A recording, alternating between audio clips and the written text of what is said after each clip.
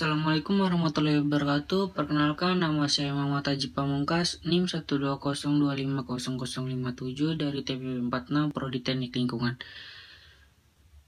Nah, di sini matkul yang saya pilih adalah kimia dan fisika, di mana materi yang saya pilih adalah mencari jumlah mol untuk kimia dan energi potensial untuk fisika.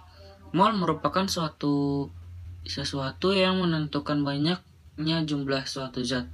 Dan energi potensial adalah suatu energi yang mempengaruhi benda karena posisi ketinggian dari benda tersebut. Lalu, kenapa saya memilih untuk membuat program ini?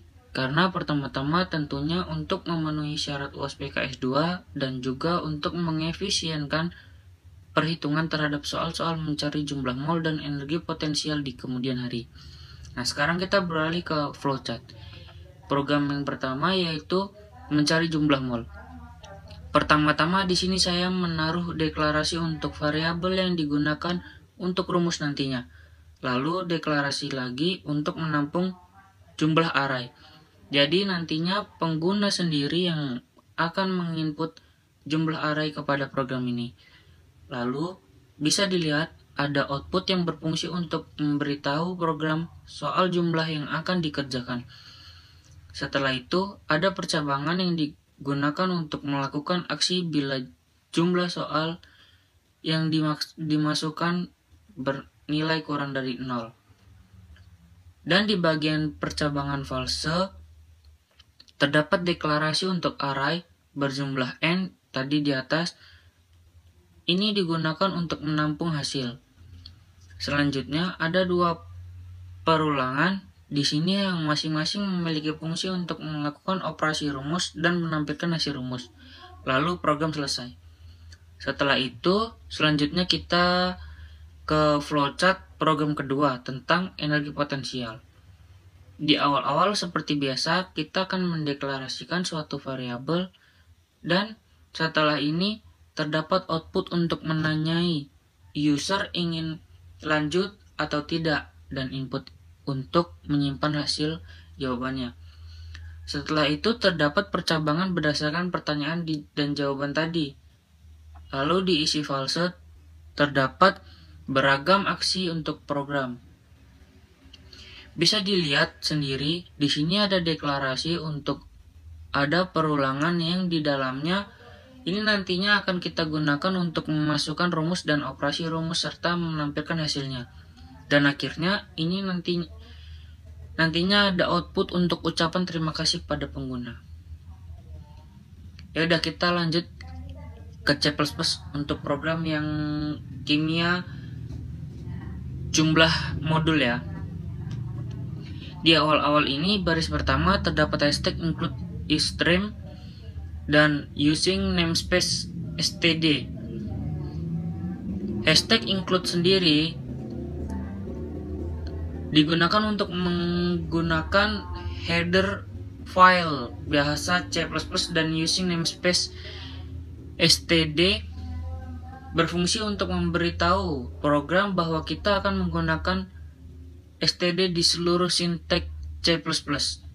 Lalu jangan lupa ya, kita pakai in main untuk supaya kita dapat ngoding. Jadi kita ngodingnya di sini nih di dalam in main. Di dalam in main ini awalnya kita inisialisasi atau deklarasi.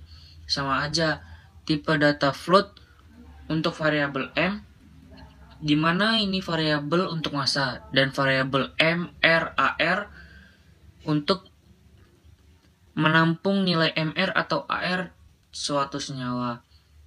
Setelah itu terdapat inisialisasi variabel n, di mana n untuk array nantinya dan sekaligus buat apa itu? Buat jumlah soal. Dan di sini ini ada percabangan kan? Nah, percabangan ini digunakan kalau kita input nilai variabel n tadi kurang dari sama dengan 0. Misal kita input itu -1, maka dia nantinya muncul pesan ini nih. Terus program itu terhenti, return 0, ini untuk berhenti ya. Lalu ada inisialisasi array berjumlah sesuai dengan n tadi yang diberi nama soal jumlah mol. Nah, nanti kita tampung hasil perhitungannya di sini. Lalu ada perulangan ini nih di sini. Nah, di perulangan ini kita mulai untuk ngitung rumusnya. Mulai dari masukin massa sama MR atau AR-nya. Oh ya, ini ada sintek code di atas. Ini buat nandain kalau kita lagi di soal keberapa gitu. Lanjut. Nah, buat masukin massa sama MR atau AR-nya, saya pakai sin ke variabel M dan MRAR. Habis itu di bawah ini ada asesmen. Nah, ini buat ngitung jumlah molnya, dimana soal jumlah mol ke 1 maksudnya indeks ke 1 ini tadi sesuai dengan perulangan ke 1 ke berapa itu ya. Nah, ini sama dengan nilai M dikali 1,0 terus dibagi sama MRAR. Oh ya, dikali 1,0 ini karena semisal masanya itu bilangan bulat, terus MRAR itu bilangan bulat juga, jadi hasilnya di bilangan koma-komaan gitu juga. Nah, perulangan selesai, kita ke bagian akhir program. Nah, ini akan ada code. Nah, code ini buat ngasih tahu ke user nanti kalau hasilnya ada di bawah ini gitu. Terus ada perulangan tadi, cuma nggak sekompleks yang pertama karena fungsinya cuma buat nyetak nilai yang disimpan di array tadi. Nah, program kimia selesai.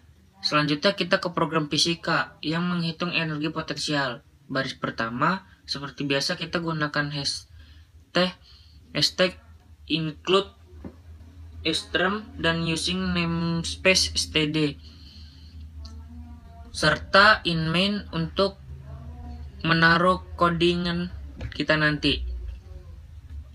Di dalam in main itu di sini saya lakukan deklarasi untuk tipe data string untuk menampung pilihan yang diinputkan user. Lalu di sini saya menggunakan code untuk menampilkan judul dari program dan menanyai pengguna untuk lanjut atau tidak. Biar kayak game gitulah. Dan juga saya menggunakan percabangan agar fitur seperti game itu dapat terwujud. Seperti ini nih. Lalu di bawah itu terdapat deklarasi variabel tipe data string. Sekaligus saya lakukan asesmen bernilai ya. Ada juga di bawah ini deklarasi lagi untuk array bertipe float. Dengan banyak nantinya array ini digunakan untuk menampung angka-angka yang akan dioperasikan dalam rumus. Lalu di sini kita akan menggunakan perulangan untuk agar program dapat berjalan sehingga berulangan dengan kondisi yang saya berikan. Yaitu ketika variabel ulang bernilai iya, karena tadi saya udah akses nilainya jadi ya, maka perulangan ini akan berjalan. Perintah-perintah ini akan berjalan. Nah, di dalam perulangan ini saya menggunakan code untuk meminta pengguna memasukkan hal-hal yang dibutuhkan dalam rumus seperti ini. Ada massa, kecepatan gravitasi, terus ketinggian. Semuanya di sini disimpan ke dalam array. Tadi pakai cin. Massa ini nanti masuk ke indeks O, indeks 0, percepatan masuk ke indeks 1, dan ketinggian masuk ke indeks 2. Lalu ada asesmen lagi nih. Array tadi yang indeks ketiga ini dikasih seperti perhitungan gitu. perhitungan dari perkalian di atas ini nih yang array 0, 1, 2 tadi nih. Terus habis itu langsung di code in biar hasilnya tampil ke user. Lalu di bawah ini ada pertanyaan pakai code ya, buat nanyain ke user mau hitung lagi atau tidak. Ya, kurang lebih seperti ini. Lalu di luar perulangan ini ada code yang berfungsi untuk menyampaikan rasa terima kasih. Sekian dari presentasi saya akhiri. Wassalamualaikum warahmatullahi wabarakatuh.